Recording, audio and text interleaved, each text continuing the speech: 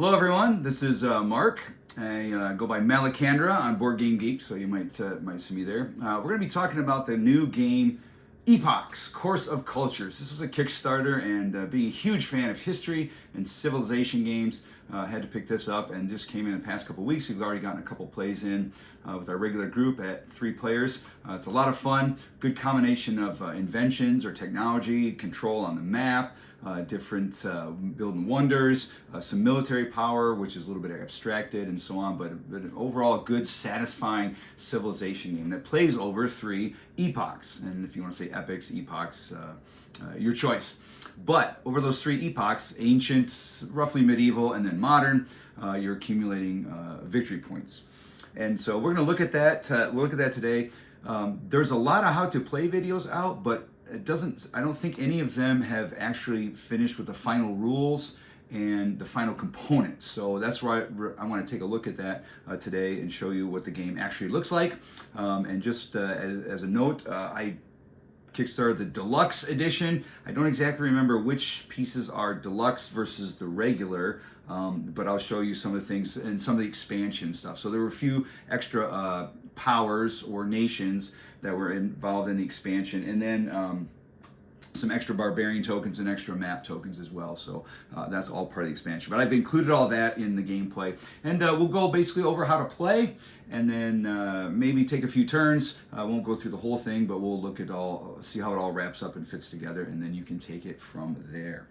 So again, as mentioned, Epochs plays over the course of 3 epochs, and we're going to be building up our civilization. So the civilizations are historical, but not necessarily ones that you would find in all of the epochs. So for example, in our hypothetical game here, we're going to take China, and which is an ancient civilization, and then its powers are ancient accordingly. And we'll take America, which of course on the historical stage is a little bit more recent. However, in light of recent events where world leaders are from these countries are meeting one another and talking and all that stuff, I figured, hey, America and China, why not for a 2-player game? So this is all set up for a 2-player game.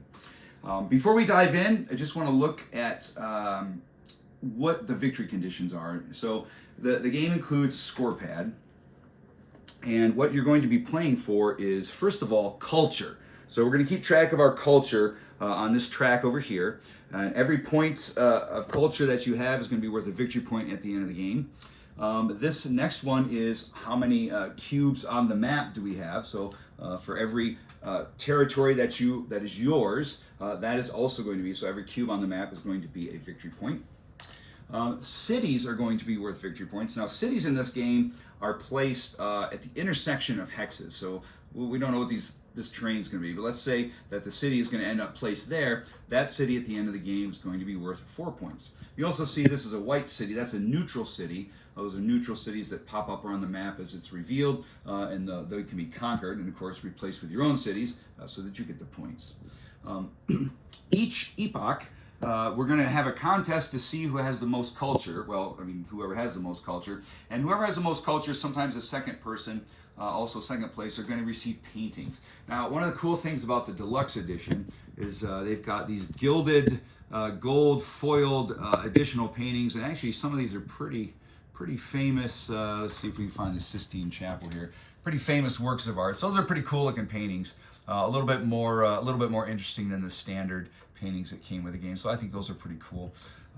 Anyway, so we're competing over paintings, and you see at the bottom of the score track, if you have 1 painting at the end of the game, you get a victory point. 2 paintings, you get 3, and so on. So the more paintings you have, it kind of jumps up in scale for points. There's other ways to get paintings besides just that culture comparison at the end of the round, or at the end of the epoch. But that's one way of scoring. So every power starts with 5 of these honor tokens, and when you attack another power and defeat them, generally you will get an honor token, and so each of those is worth 1 at the end of the game. So everyone's going to start with these 5 victory points, but as the powers jockey back and forth, you may be taking those from your opponent and having a few extra victory points.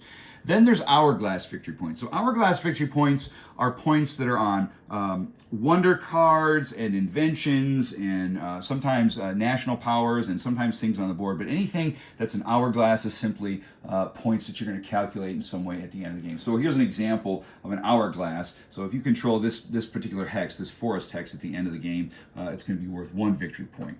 And then I think there's other ones that show up through. For example, here we go, mining. You will get a victory point if you have 3 or more, whatever those are. I can't see them upside down. 3 or 4 mountain spaces. So if you control this mountain space, you control 3 of those, there's an extra victory point in it for you at the end of the game. So not always like a ton of victory points, but definitely worthy to consider. And then the final victory point tally is going to be 1 victory point for every 2 gold that you have. And gold is a universal resource. We'll talk about that in just a bit. But at the end of each epoch, your regular resources are always converted into gold. So you can't store anything from turn to turn. Of course, cards will break that rule. Be typically 3 regular resources become 1 gold, and then you have gold, which can be saved from round to round. And the gold can be used to replace any other basic resource in the game. So I like a wild resource.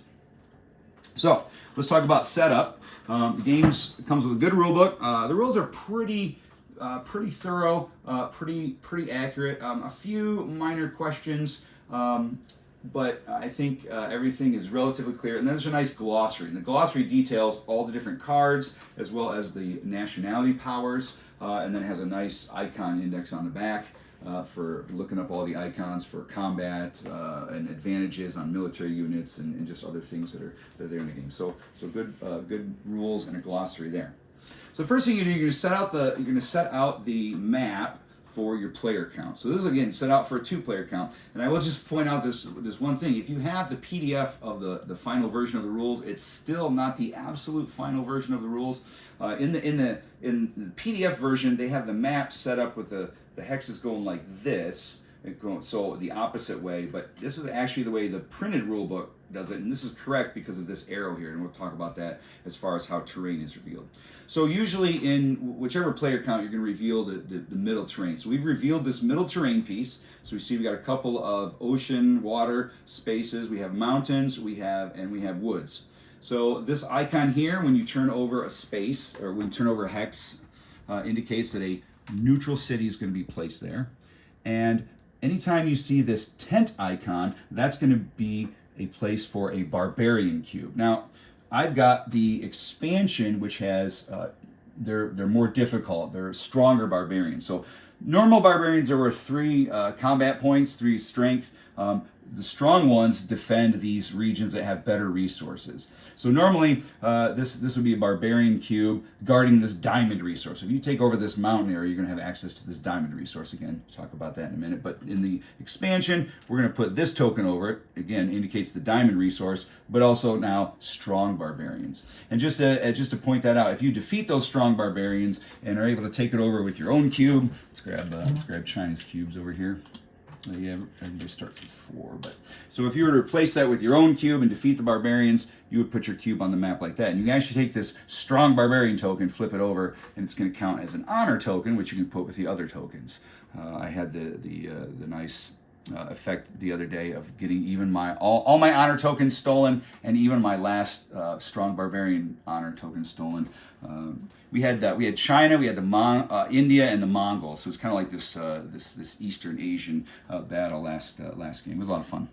All right, so strong barbarians from the expansion, they're out there. So the map is set up like that, and then each turn, the player whose turn it is going to reveal a map tile. So not necessarily moving to explore. You're just going to flip over a map tile and then interact with the map as it comes. Then, so once that's set up, we're going to set up our market and our inventions.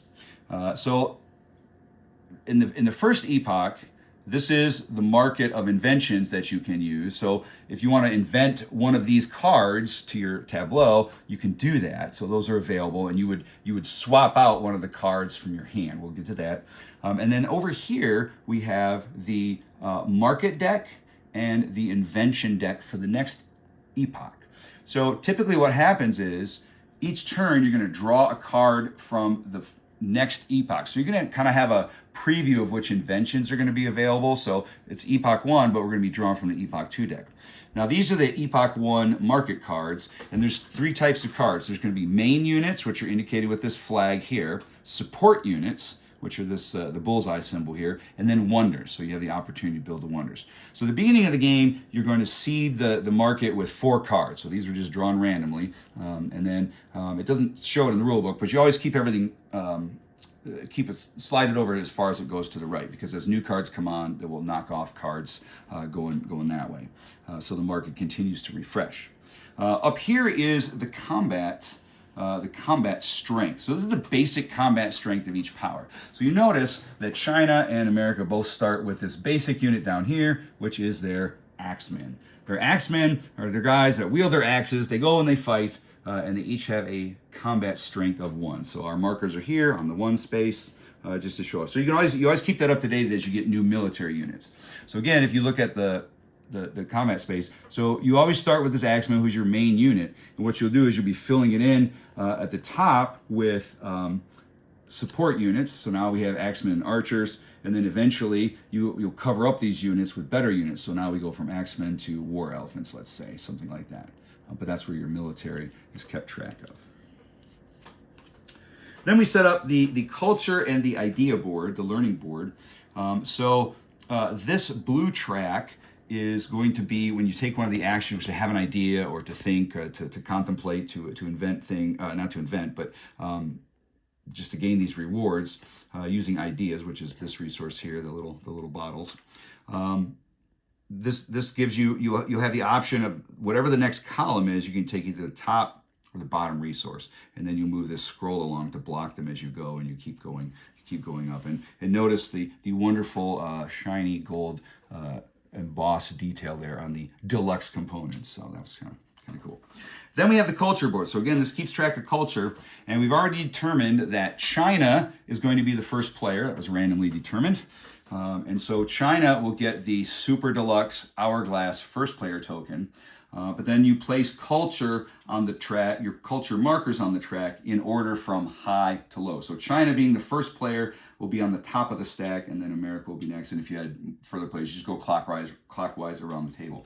Anytime that a marker is out on the board and another marker catches up, that marker goes on top. And the higher up you are on the stack on the culture board, that's considered farther ahead. So there's never ties for culture. So in this case, they both have 3, but China would win the tie because their marker is on top. So that's how it's going to start for the game.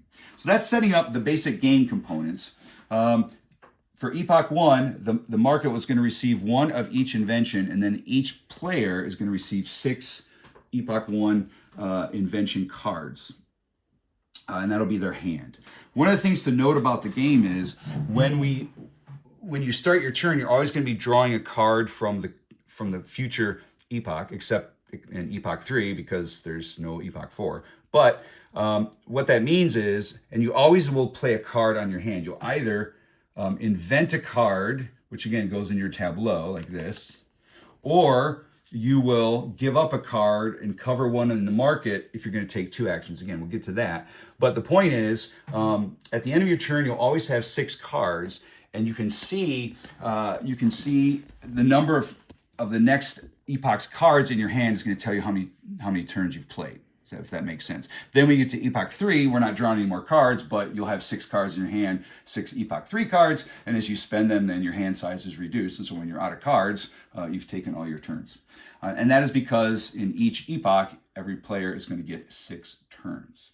All right, so we set up the map, we've set up the markets, the boards, and now we're going to set up the players. So let's take a look at America over here, and just the same thing for China. So what happens is each power gets their player board here. This is their power board. Every player starts with 1 city, 4 trading posts that are these things, and 4 of their authority cubes or presence cubes or whatever you want to call them, the 4 cubes that will go on the map and be used for other things. Each player also starts with 3 resources, 1 of each basic resource. So we have production, factory kind of goods, or industry. We have food. We have ideas. And again, gold is kept down here, and the basic resources are kept up here. Again, that's because at the end of the epoch, these are going to go 3 to 1, be converted into gold, which you can keep, but these you will not be able to keep. Of course, cards will modify that. On the setup, you also see two little, I don't know if those are Ionic, Doric, or Corinthian pillars, but those are 2 pillars that will mark your player, your power abilities. So each power has 4 abilities that it can unlock. That's a free action, but you can only unlock a power in the era that's listed here. So one of the things I wanted to highlight is, you notice America doesn't have access to any of its powers until the second epoch, the second epoch, and then the other ones are more modern, so they're going to be unlocked in Epoch 3. So the powers typically are persistent. America has 2 instant abilities with this second territorial acquisition, and then that's done. And there is a cost sometimes to unlock these, but you pay that, and then you can unlock that. What you'll notice though is you've only got 2 of these pillars, so at any point in the game, you're only going to have 2 of your 4 powers unlocked. So that's part of the trick of the game. Part of the strategic play is which ones do you want to unlock and when, to make sure that you have access to those powers. So some might be a little more military, some might be a little more economic. They can have different sort of flavors, and then you have to decide how you're going to guide your civilization to do that. If you look over at China, you'll notice that all of their powers, 3 of them are in Epoch 1, and Epoch 2 has 1 power there. So China is going to want to activate their powers typically in the early game, and America is going to activate theirs typically, obviously, in the later game. So again, that sort of balances and decides how you want to play and guide your civilization. Then we have the government board. So your government board is going to be in the middle here. You're going to start with your cool little government meeple as a chiefdom. All the nations start as chiefdoms. And what you're going to be able to do is, when you take a government action, you'll be able to move up to the next type of government. So from one spot, you'll see the arrows that give you the options. So from a chiefdom, you could become a classical democracy, a monarchy, or a republic. But once you make that choice, then you will be limited as to where you can go in future changes of government. So from a republic to an empire or constitutional monarchy. And if you're a constitutional monarchy, you have, again, some major options here. Or if you were an empire, now you would go up to an empire. Now you're, again, more limited, maybe autocracy, communism, and so on. And these government powers have a couple different things. When you upgrade or change to a new government, this will give you some immediate benefits, typically some gold and maybe some more cubes. So there's gray symbols and cubes. So you're going to start with 4 cubes, but if you were to upgrade to a monarchy, you would get 3 more cubes. And again, that means opportunities to place on the map.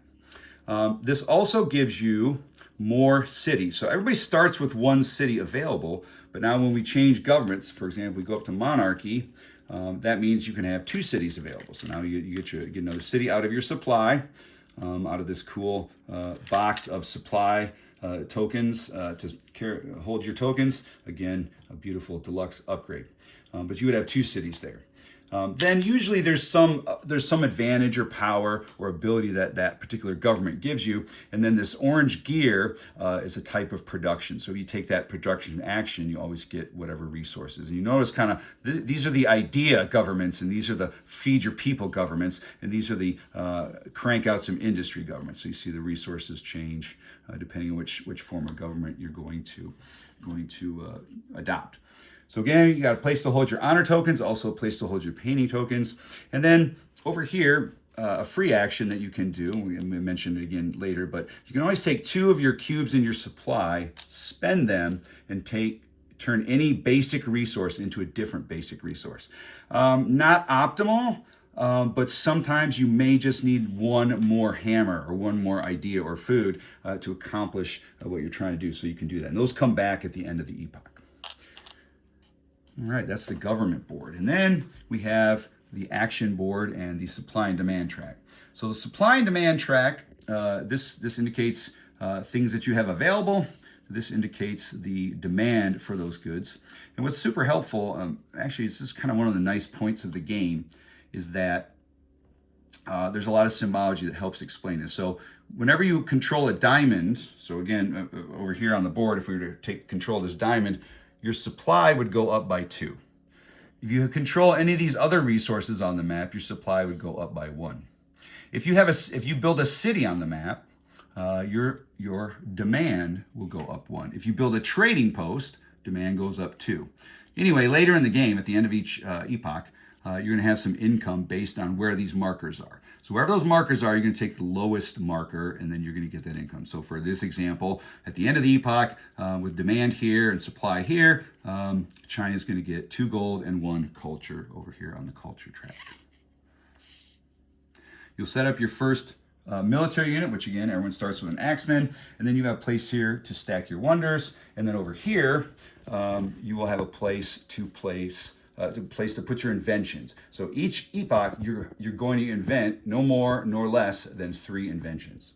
So we'll talk about that as we talk about the gameplay, but there's a place for them there, and you can cover them up because they have they may have persistent abilities. So you kind of put them in a tableau style. So you've got 1 here, and then, well, this would be epoch 2, but you get the idea, right? That you keep track of your inventions. So again, this is all handily organized on the beautiful player mat, also part of the Deluxe Kickstarter stuff. Even with their requisite wrinkles, they were folded and they were rolled kind of weird in the box, but that has not affected gameplay. I back rolled them that way to try and mitigate that a little bit. It seems to be fine. So that's the setup. So now the powers are set up. They're all ready to go, and then we go to the first round. A couple of other items that will be important. These are formation tokens. Military units are able to have formations that can give you an offensive or a defensive or even maybe a bonus for both. We'll talk about how those work. But essentially, when both units have a symbol on them that match the symbol, you get to take that token. And then once in a battle, you can spend that token for its particular advantage. Now, what's interesting about formation tokens is they don't return automatically. You only get them when you buy or upgrade your military units. So you got to know when to use them. Then we have this cool thing. This is your diplomacy status marker. And what that does is that will tell the world and the other players if you are a warmonger, or if you have declared war on somebody else. So let's say, well, in this particular instance, since America is blue and China is red, they're going to declare war on China. So now you put that banner in there and say, all right, so blue and red are going to be at war. The trumpet means you're getting ready for war, and when it switches to swords, then you know it's time. You can start fighting. So we'll talk about that in military, but that's kind of a unique way to do it. And then you notice a couple other things over here. We have tokens for the Great Wall. I think there's 7 of those, and again, that's one of China's abilities. One of America's abilities is space exploration, and so there's a tile for that. This is the launch complex, which gives some advantages and abilities. And there's a bunch of other ones for different nationalities that have different things that they can get on the map. There's a few special units. You can see these here. So for example, in my last game, I was the Mongols, and the Mongolia was able to develop the Keshik horse archers, so I had access to this unit here for a cheap price. You get phalanxes, chevaliers, the English longbow, so again, with different advantages and so on. All right, having said that, we have all this set up. Let's walk through a couple of turns and see how the game plays and what exactly is the order of play.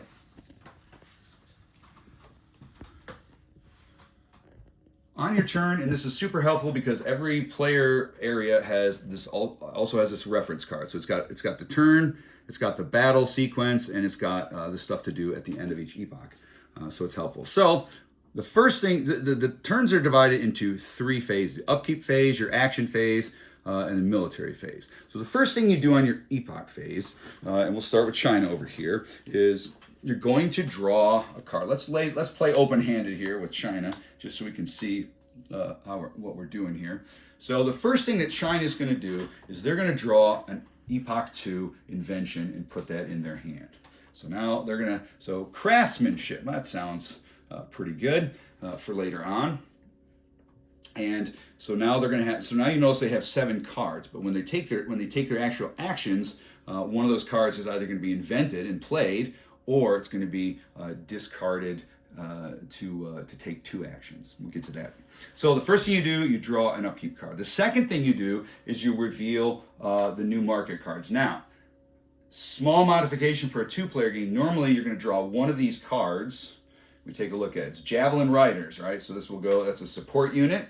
Again, this matches the symbol, so that's going to slide over to here. But in a 2-player game, you always draw 2 cards from the market. And so we'll draw the second card, which is going to be Horseman. So we'll place that over there. So some more options for China in its quest to become military power, possibly. We'll see.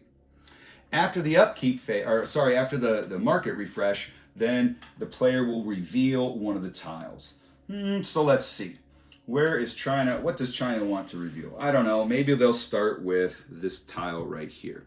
So what you're going to do is flip over the tile, and then the first thing you're going to do, you want to try and match terrain. So the first terrain you always try to match is water. It's not actually on this little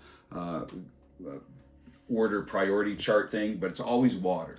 If you can't match water, you're going to match grassland. So you notice we've got grassland here, but it doesn't match anything on this currently exposed tile. So we go to desert.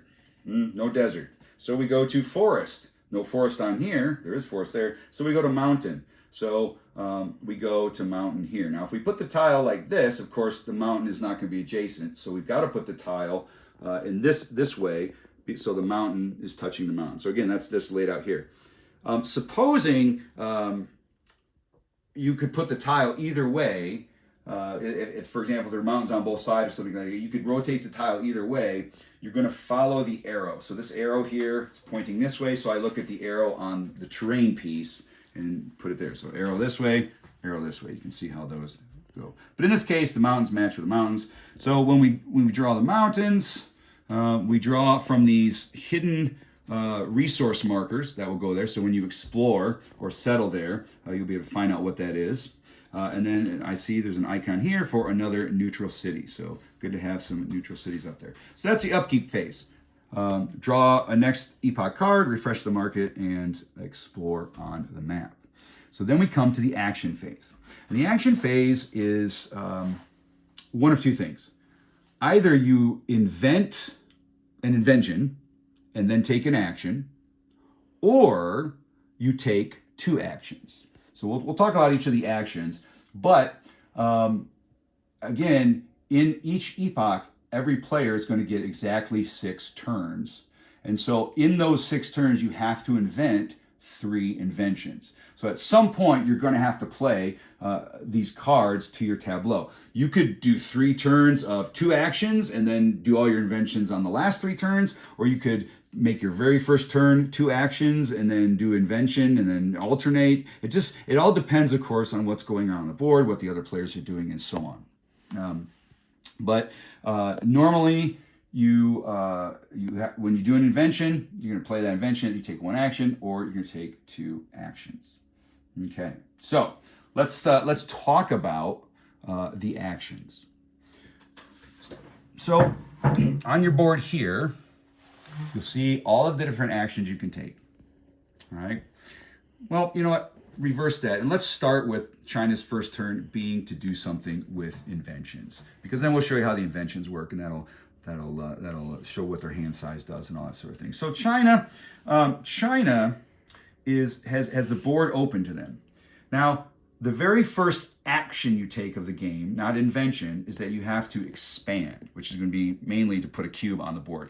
Normally, you only expand from a spot that's adjacent to something you own. However, for, of course, the first turn, when you're not on the map yet, your first action is going to be to put anywhere on the map, as long as it's not already got a cube. You can't just go on the barbarians or something like that. So China's going to have a pick of where they want to go.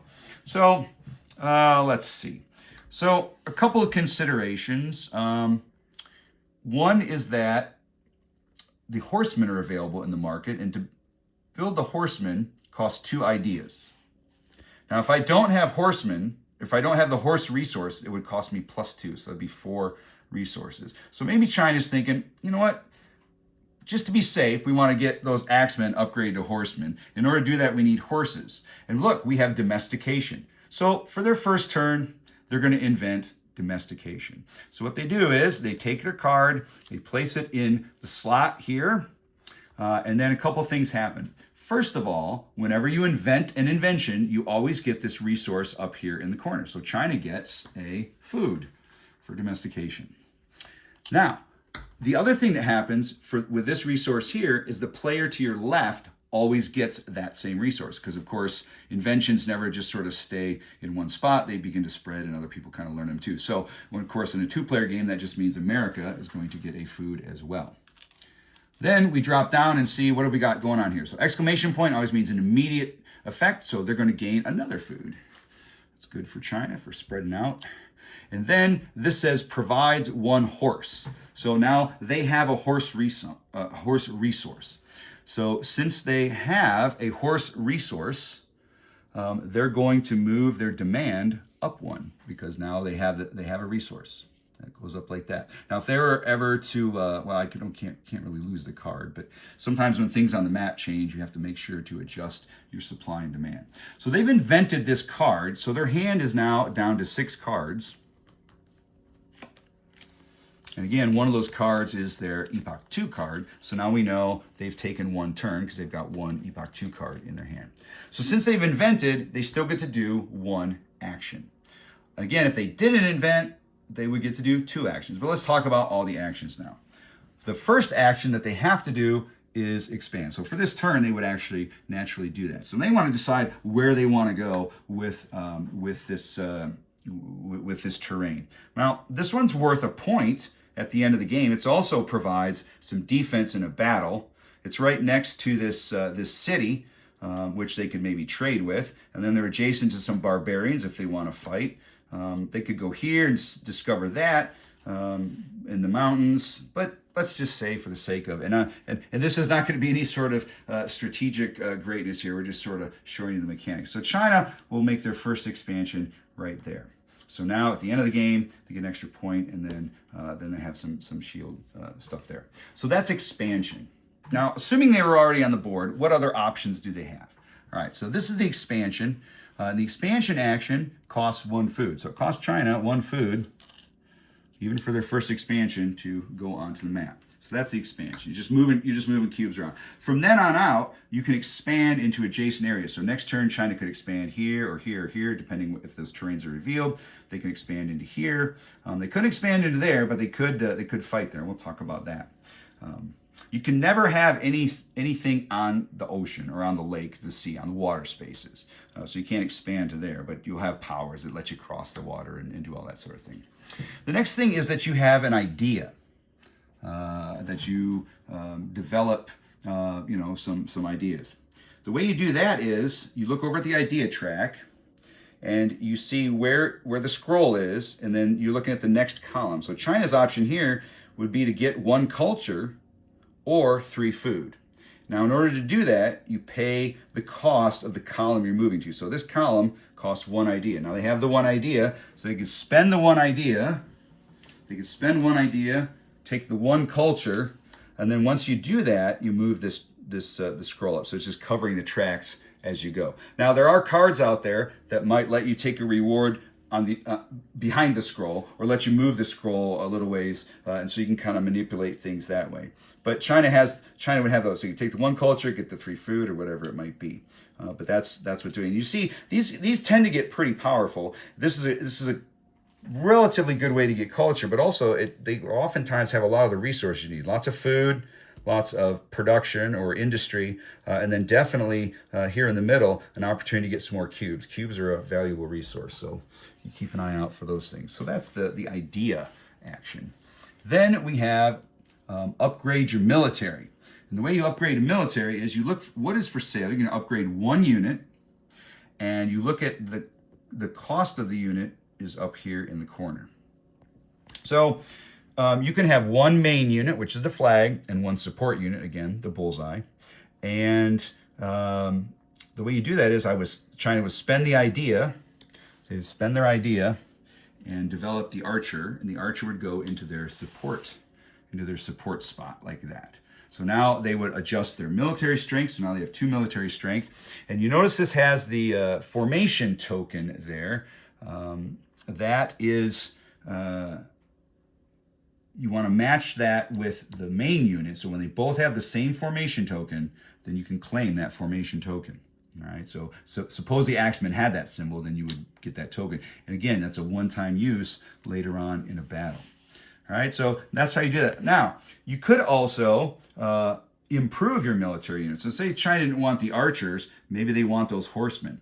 So since they got the horsemen and they have the domestication, they don't have a horse resource on the board, but this requires a horse resource, otherwise it's more expensive.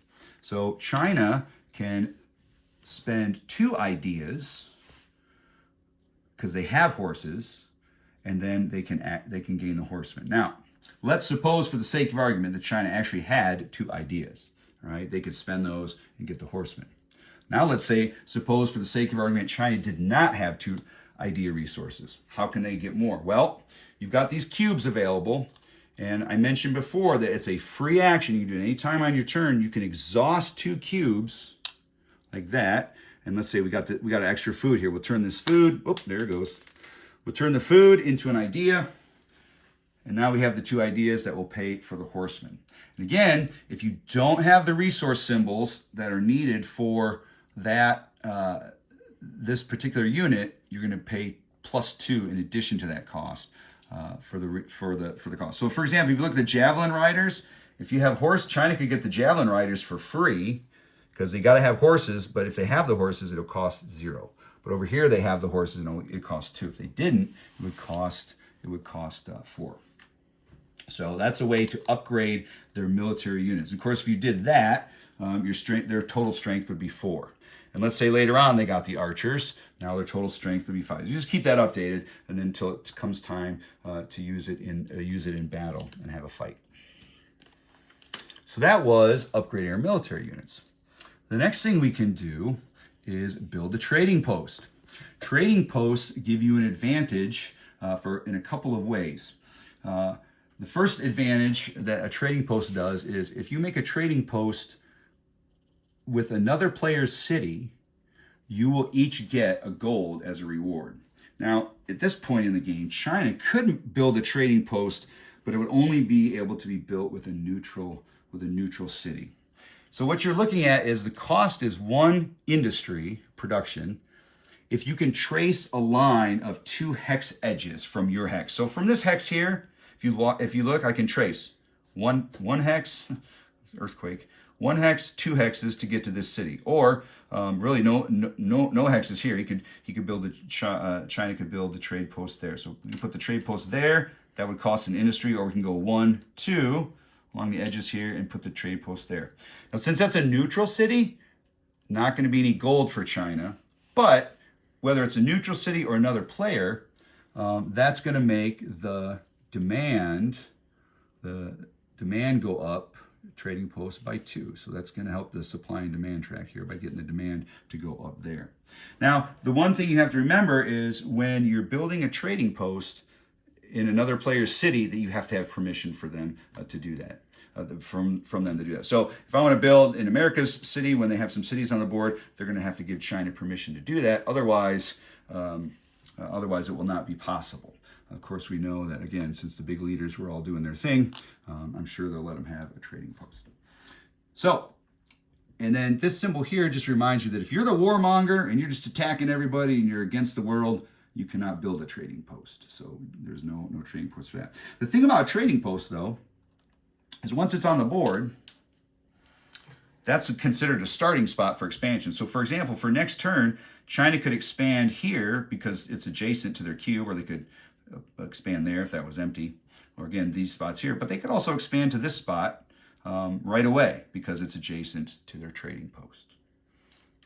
So that gives you another place. And trading posts can be kind of all over the map. They don't have to follow your cubes. They just have to go to another city.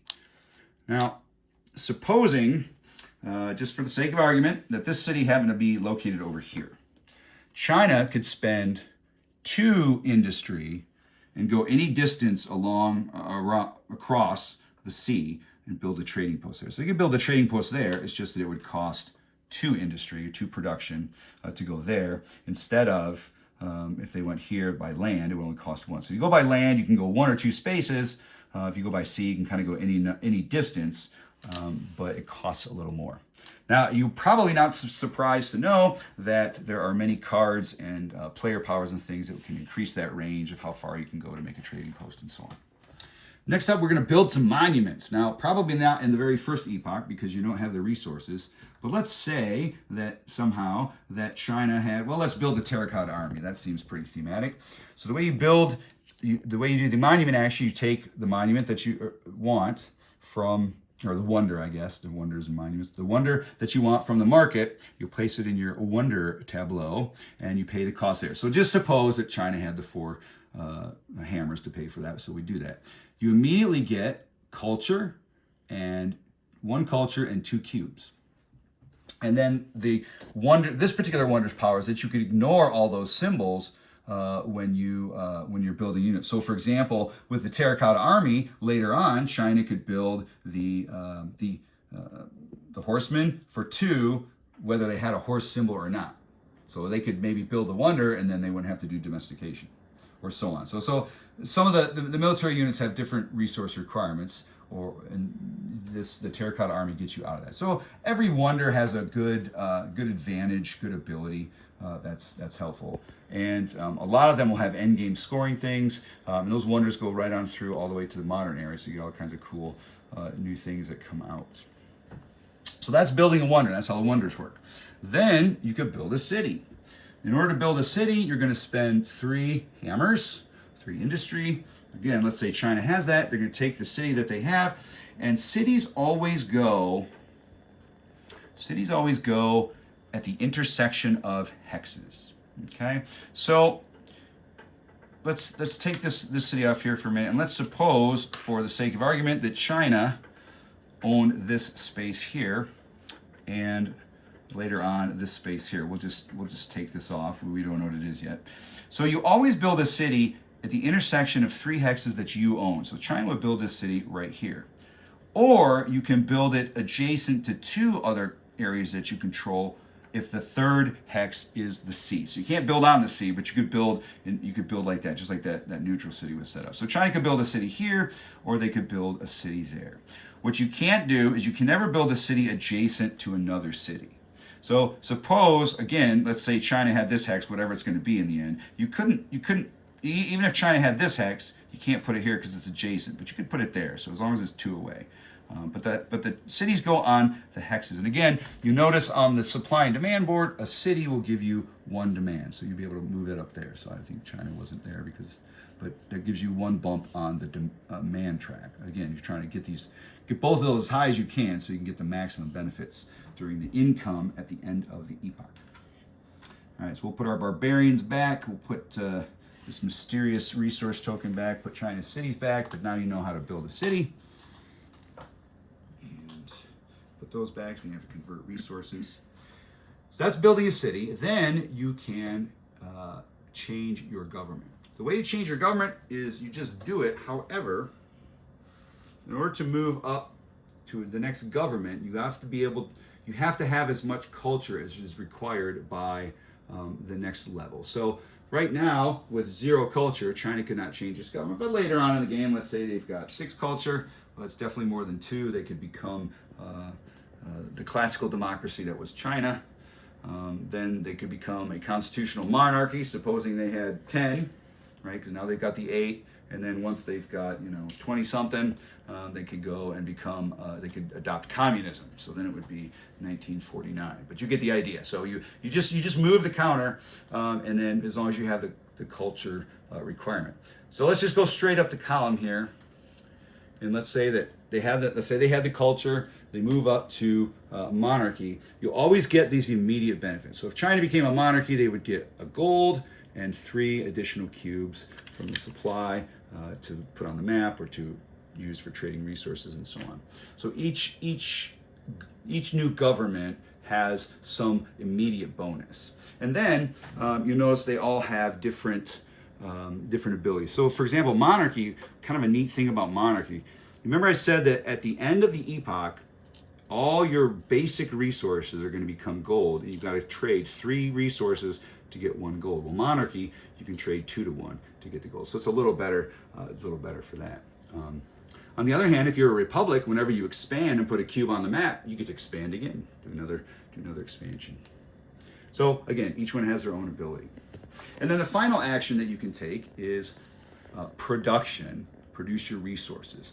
And what you do there is you just notice this orange gear. You look over on where your government is, what type of government you have. It'll show you the orange gear, and you just you receive that cost. So if China as a chiefdom, if they do the produce action, they're going to get 1 food. So it's, again, that's usually not the optimal way to get resources, but it is available if you need that one last food or whatever it is. And again, remember, depending on the type of government, some governments tend to favor food production, some favor idea production, some favor industry, industrial production.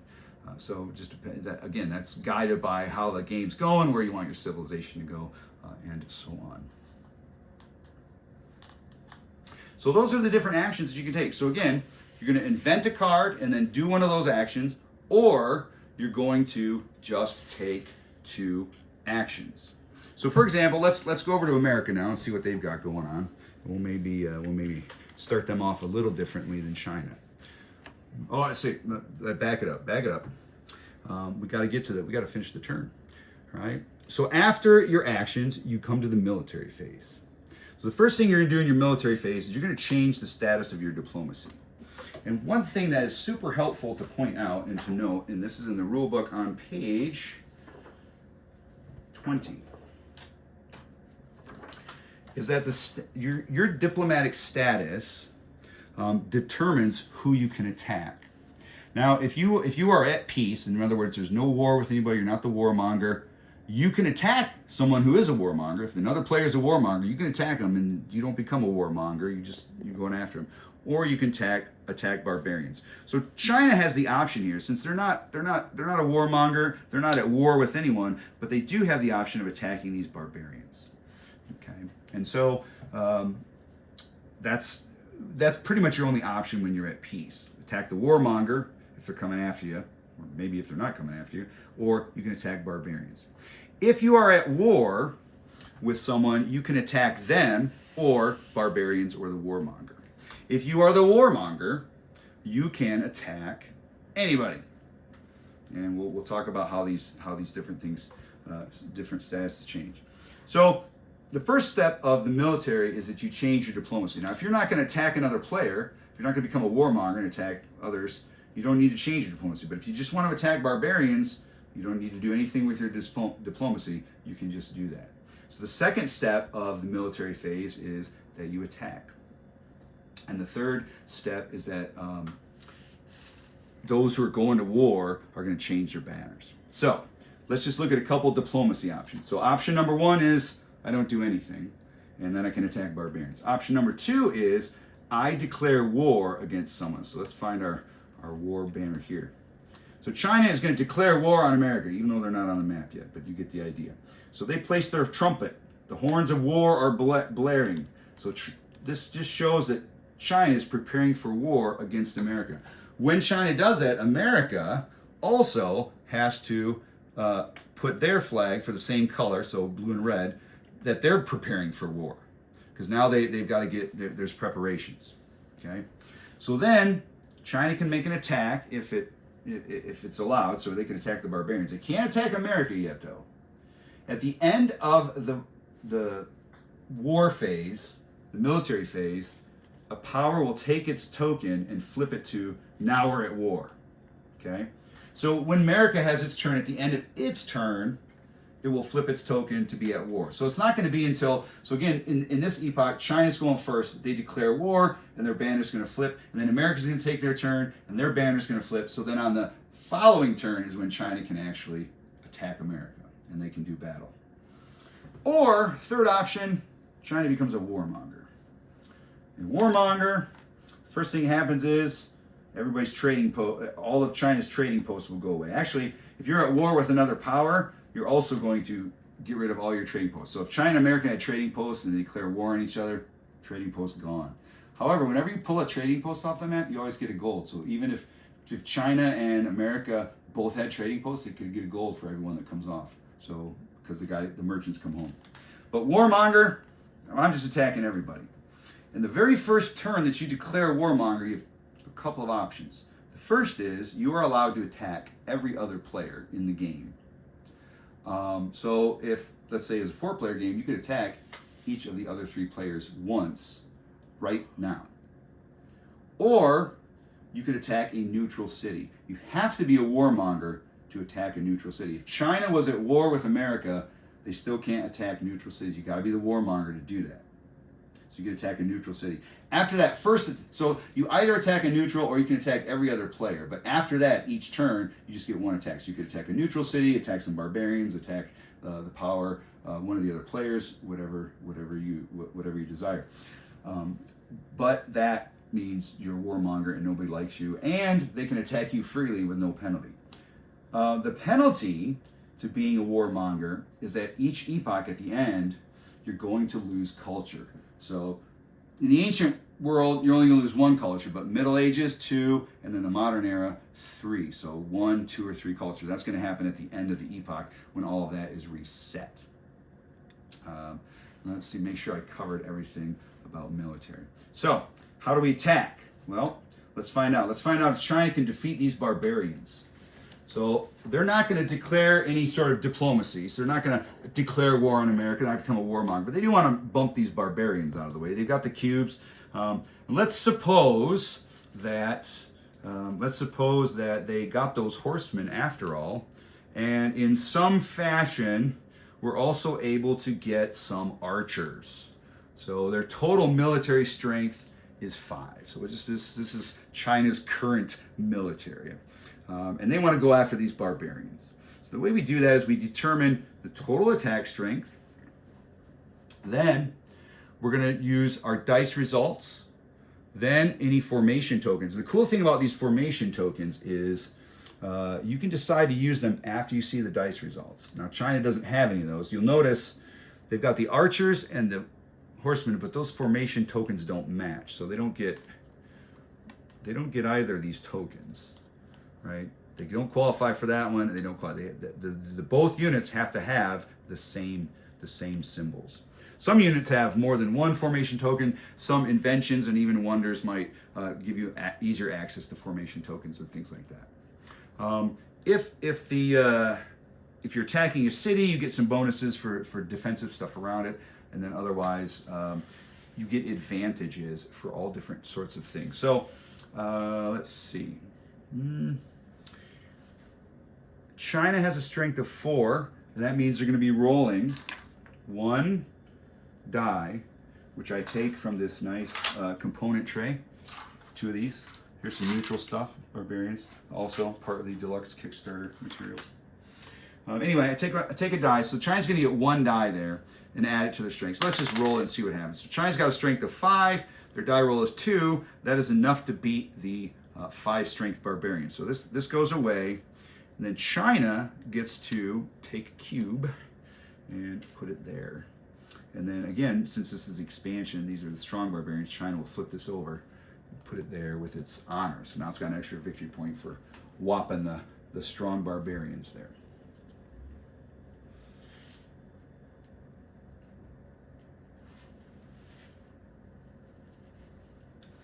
All right, we'll put our units back and just go from there. So after the battle, then that determines what happens. If you're battling another player, then so there's several things you can do. You can battle the barbarians, in which case, if you win, you get to replace their cube with yours, which is what China did. We'll put it back though. You can battle a neutral city. The strength of a neutral city is 7. Actually, this is kind of cool. It's on here. Normal barbarian strength is 3. Neutral city strength is 7, so that's kind of cool. It's on there, but help you remember. But you can attack a neutral city. If you destroy the neutral city, you just replace that with your own. So it's a way to get a city there to do that. If you attack another player, and this is all here on the player aid, if you beat them by one 1 or more, you get to take one of their honor tokens. If you beat them by 3 or more, including all the strength, dice rolls, formation tokens, if you beat them by 3 or more, you remove and replace the target. So again, the target is going to be a cube or one of their cities. If you beat them by 6 or more, you get an honor token, you remove and replace, and you get to take a gold from the defender. Now, if you don't have a cube to replace, you wouldn't replace it. If they don't have any gold, you can't take any gold, but you get the idea. So that's sort of a scaled amount of rewards for attacking different players. One last thing about military that we should point out is that when you attack, you got to be able to pay for your troops. So you'll notice that when China made that attack on the barbarians, their horsemen require them, when they fight, sword icon, they got to pay 1 food. So they would pay their 1 food and be able to attack. And I'll point out something in case you've been following the Kickstarter or watching the other videos. You only pay when you use your units to attack. Then you pay the cost, the total cost of your units. So if the archers had any, they would also pay. But you just pay the total cost. You don't have to keep food on there. There's no resources. That's an old way that the game was written. And you don't have to pay for your troops, even if they have a cost, if you're the defender. Only the attacker, and only when he's making an attack action to actually go after an enemy target. Okay. So after that, and remember the third step is if I'm declaring war, then now that's the time that the banner is going to change from preparing to actually fighting, and now we're at war. Right? Again, both sides have to go through that step before you can actually fight each other, but that's the third step of the military. All right. Now after the military, then it's going to be the next player's turn.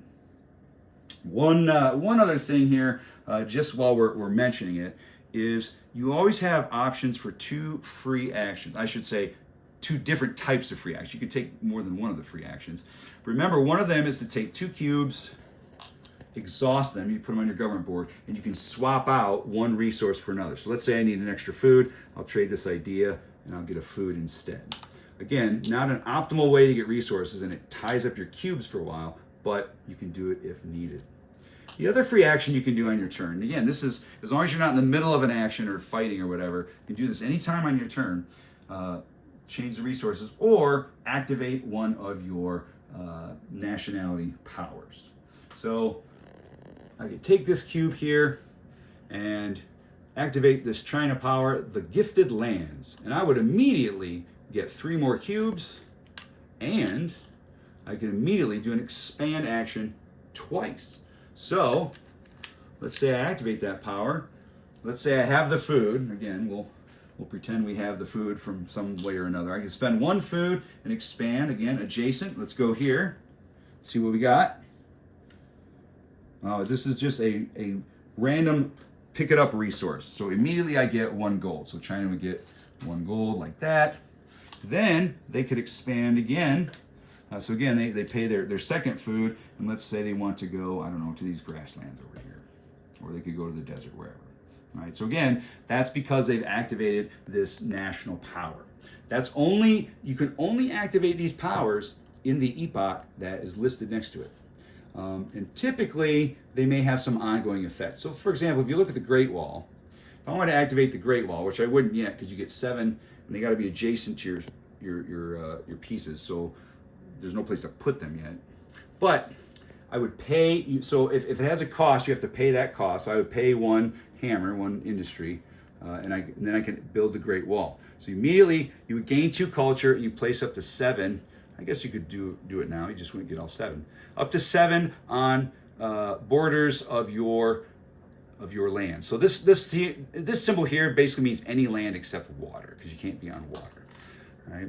When someone would attack and it goes across the wall, you get a 2 advantage. So every advantage you have in combat is worth a die roll. So that would be 2 extra dice in combat if you're getting attacked across the wall. So that's the fun thing in my game as the Mongolians the other day is I historically just went around the end of the wall and attacked China, and they didn't get their defensive bonus, but that was a lot of fun. It was historical, and we still lost. So I don't know what you want to conclude about that. So, convert resources or activate your national powers. Okay? And that brings us to the end of China's turn. So then we come over to America's turn. Again, let's see what America's got. All right, they've got a bunch of stuff here. And so they decide if they want to invent and then do an action, or do they want to go ahead and do 2 actions. In addition to doing either the invent and the action, or that's part of their choice. But again, first thing they're going to do, draw an Epoch 2. All right, now they have the bazaar, so they can kind of plan ahead for that later on. Then they're going to refresh the market. Remember, in a 2-player game, we're drawing 2 cards. It's not going to bump any cards yet, but it's getting there. Okay, so now we have that. So now you notice that if you had horsemen and horse archers, they would share this symbol. So if you were able to build both of these military units, okay, you would be able to get that green token, which would be an advantage, which you could use in battle. All right. So they've done that. Now they're going to reveal something on the map. So let's say America wants to reveal over here. Maybe they don't want to be too close to China. So let's start over here. You can reveal any land on the map. It doesn't have to be adjacent to already discovered land. At least the rules don't say that it has to be. So again, we're looking for water here. Water, no water. There's really nothing that matches. So we revert to our arrow, an arrow. So the tile's going to lay like that. Got another neutral city and another possible resource that we have there. So now America has to decide where do they want to start their adventure. And that will be their first action if they whether they invent or whether they do 2 actions. The first action is going to be to place a cube. So let's suppose that America wants to do 2 actions and not invent anything. The way that works is they're going to pick a card of the current epoch and play it over the market somewhere. Well, let's suppose there's 2 mining cards, so that wouldn't affect anyone. So America's going to be nice, and they've got 2 ironworking cards. You can never have the same invention in your tableau, so you can't invent ironworking twice. So they're going to get rid of ironworking. They'll place it over mining. Maybe China will want ironworking. We don't know. But they do that, and then they take their 2 actions. So you can see that each turn, you're either going to put a card out as an invention, or you're going to put it over here to the market. And that way you're always going to end up with 6 cards. And again, your turn counter is the number of epoch cards you have coming up for the next epoch, or if you're in the 3rd epoch, counting down because you won't have any cards left. You count as you use them. So they're going to take 2 actions. So their first action, of course, has to be to expand. So they will go, well, why not start with a resource and start far away from the enemy? So they're going to start over here. And what do they have? So they have one of these. This one says they can pay a food and gain a culture. Now, America only starts with 1 food, which they just spent to place their first cube, so they're not going to be able to do that. So sorry, America. You need a bigger bread basket. So that's their first action. Now, what other options do they have? Well, maybe they want to expand their military. Maybe they want to expand their reach. But actually, let's have America be peaceful. And once they settle there, they would like to establish a trading post with this neutral city. These, indigenous folks, I guess, here. So that will cost them, since they're within range of 1 or 2, it's really just basically adjacent, they can build a trading post there. It will cost them 1 production. So they'll spend their hammer, and now they have a trading post. When they get a trading post with a neutral, they don't get any gold, but they do increase their demand. So now they have more demand because of this trading post. All right.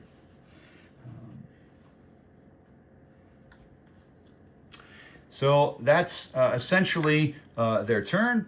They've taken their 2 actions, and now they do their military phase. Do they want to do anything? Well, they don't want to declare war on China. It's too soon for that. There's no war there. They don't want to be a warmonger. They're trying to trade there and have economic relations, not want to be aggressors. So maybe they don't want to do any military options. Although, as Americans, They may go for some territorial acquisition. They can't do it this epoch though, because that's waiting for Epoch 2. So again, America's a little bit of a later game power, where China has got a lot of stuff early. But remember, if you activate a power early on, for example, China's Great Wall, even though you have to activate it and build it in Epoch 1, that benefit is ongoing. So unless it's an immediate effect that you get right away, but if it's an ongoing benefit, you'll get that through all 3 epochs, no matter when you build it. But you have to build it or activate it in the epoch that's indicated on the board. Okay. So America, not going to do any military stuff, not going to do any free action kind of stuff. They're just going to, I guess they had a food left from China, right? Inventing domestication. So actually, they could have paid that food. Let's do that. Let's pay the food and get the culture. So actually, they would be the first ones to get some culture over there. Okay. So let's fast track this just a little bit, so we can talk about the end of the epoch and then how the things that go on there. We're just going to put some random inventions out. Look, the Chinese invented math and the wheel, and over here the Americans have invented philosophy, sailing, not more philosophy, and they're going to go for. Maybe they go for their ironworking after all, right? They'd be the industrial forge and so on. So again, they would each have 3 more of these cards at the end of the epoch. It's going to be, let's see, 1, 2, 3, 4, 5, 6. So at the end of the epoch, all these cards are going to be, they will have been played out here or whatever, and so their hand is going to be 6 Epoch 2 cards. Same for China, so we don't need to show that, but you get the idea. And let's say that their military is better and all these sorts of things. At the end of the epoch, once everyone's taken their turns, let's see. So China would get a second terrain. Let's just build a map real fast. Desert would go there. We'll put out a neutral city. We'll put out some barbarians. Well, that's another advanced one. Strong guys. Right, so, and then America would go, and we're going to match up, that's going to go to the arrow. Oh no, the mountains will match up, so mountains match up. Again, you got some just regular barbarians, you have some diamonds that we can get. America's second terrain review, or China's third terrain review, we're going to match up the forest there. And again, since the forest can match either way, we're going to follow the arrow. Get some of these tokens out here. And so until we got our whole map built, at least we can see what our area is going to look like. So we got that there. It's going to be a city. More strong barbarians with their guarding the diamonds. And we got this one here. That's going to be, looks like grassland. No, desert. No. Grassland is next there. More strong barbarians. There's the other one. I guess we had them all in this game. And then we just build this out now too. So again, woods, grass is going to match first, so that will go over here. We have some barbarians, and so on. And then let's suppose, for the sake of argument, America's got all their cubes on the map by now. Let's say they own this, and they own that, and they own this, and China's got all of their cubes out on the map as well. All right, they also they wanted to go in here because that's where the victory point and so on. Let's suppose, just for the sake of argument, that America had built a city. We better find a spot for them to build a city. We'll build this city. Oh, that's China's city. We better put China. Well, let's say they conquered this barbarian, so they're here. They can build a city there. Let's say America's got that, so they're going to build a city over here, and so on. So again, this is not a realistic depiction of necessarily everything that might have happened in the turn. Just setting it up so we can show you the end of the epoch. And let's through various gameplay and so on. Let's just make sure. Let's see, the culture is maybe up here, like so. Military strength, I guess was down there, but it would be adjusted based on the cards, all that sort of thing. So I just got this stuff on the map so you can see it. And then we get to the end of, so America would take the last turn. You see, each power has invented 3 inventions, and that means they've taken a total of 9 actions. So there's going to be 3 turns where they get 1 action, and 3 turns where they get 2 actions, so that's 9 actions total. Then at the end of the epoch, the first thing we're going to do is we're going to see who gains a painting. Now in a 2-player game, whoever has the most culture gets a painting. So China has the most culture, so they're going to get a painting. I don't know. That looks like a nice Chinese painting. It doesn't really matter, but we'll give that to China. So they have a painting. Then you're going to gain trading income based on that. So I don't know. Let's just put these randomly, like they've moved up somewhere, something like in some fashion, like so. China would get the lower of the two, so they would gain a gold and a culture. So they get another culture, gain a gold. All right. America would get again the lower of the two, which in this case is their demand. So they would get 1 gold and 1 culture. 1 gold for America, 1 culture. I'm just going to put out some other resources there too, just so you can see what's going to happen at the end. So then you got to feed your cities, and suddenly we're playing Agricola or something. But each city in the first era, first epoch, costs 1 food. Second epoch, each city costs 2 food. Third epoch, each city costs 3 food. So America's got 1 city, it's going to cost them 1 food. China has 1 city also, it's going to cost them 1 food. If it's later in the game, it would cost more food. If you don't have enough food to feed your cities, you have to start taking your cities off the map. Again, they'll go back to your supply, but you're not going to be able to get them. When you feed a city, it also gives you a reward. So America fed a city, they're going to get a cube and a culture. So way to go. So that would be another cube that would get put out there. Same for China, they'll get additional cube and get a culture for feeding their city. So you see the rewards go up a little bit in the second epoch, and then third epoch, there's no rewards, but you're about to get 4 victory points for each city at the end game scoring. So you want to make sure your people have enough to eat. Then we convert all of our basic resources to gold. Again, 3 to 1. So let's say there's no monarchies yet. So America gives up 3 of its resources to gain a gold. And then anything left over, spoils, wastes, is gone. So same for China. They've only got 3 resources, but they'll get a gold out of that. So they'll start the next era with some wild resources. But of course, even though gold is wild, you've given up 3 resources to get that particular gold. So it's a bit of a trade-off. Each barbarian that's next to a player is going to steal one of their gold. Let's check that out. Well, it looks like China left 2 barbarians here. They're each going to steal a gold from China, so they would lose 2 gold. Now, normally you probably wouldn't do that, but if they are there, they are going to steal the gold. Then you restore your exhausted cubes. So let's say, if China had spent cubes over here to trade resources, they get those back. Okay.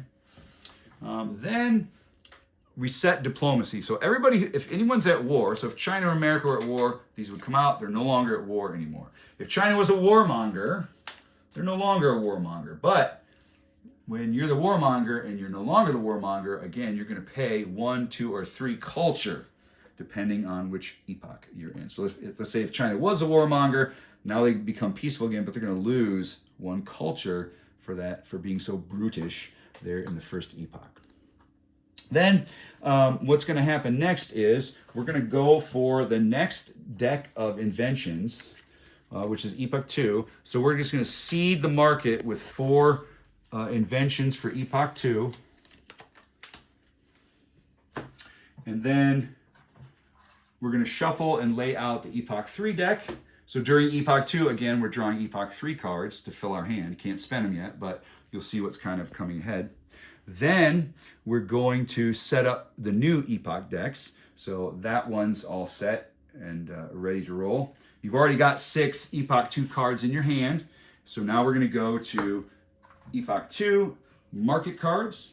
And the first thing we're going to do there is we're going to automatically seed it with 4. So again, this will happen throughout the course of each epoch, but you see it here. We're going to get one of these. So you always slide them down so that this card will come off. That's 1, 2, 3,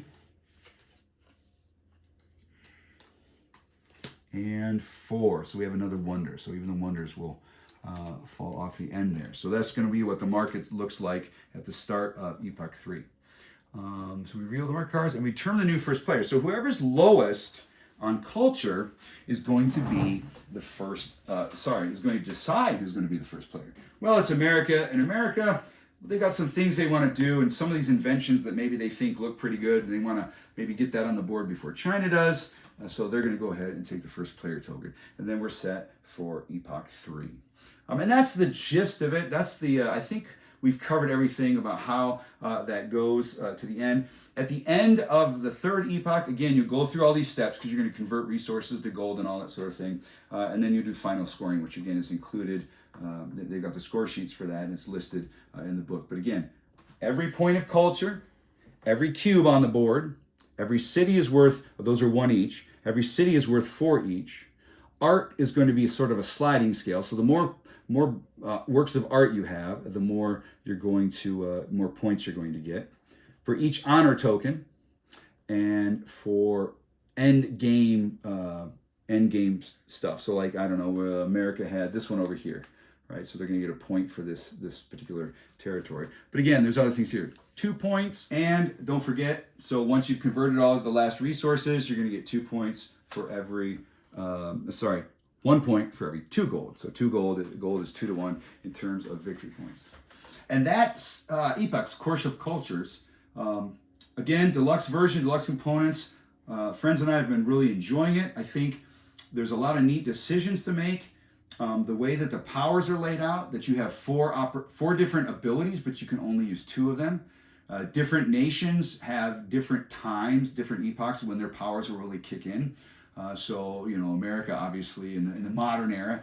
Renaissance Italy looks pretty cool. And there's different ones. They all have unique things that they can do that make it very engaging. Replayability should be great because of the way the map works. You won't use all, if you have the expansion, you won't use all the map tiles even in a 4-player game, I don't think, because I think there's a few more. I think there's 18 different nations or powers. You won't necessarily see you won't see the same mix of inventions or the same mix of military or wonders. And again, those cycle through relatively quickly, so you want to grab those as they come up. But really, a really fun game, really good entry into the civilization genre of games. Does have some mechanics that are similar to other Civ games, but kind of combines them in a way that's, again, it's a new game, it's fresh. But it seems, from what we've been playing, pretty well balanced. I think, if the scores weren't, super close, it's because we could have better strategic play, not because any power or ability or invention or anything was overpowered or way out of whack in terms of balance. So hopefully that's covered setup and how to play, and that will get you off and running. Just again, bearing in mind that the final rules are different than what was mainly shown in the Kickstarter, even in a lot of those videos. So hopefully this is a way to help everyone as they learn how to play Epochs and have a great time doing it. So once again, this is Mark, also Malacandra, Boardgame Geek. Thanks for watching.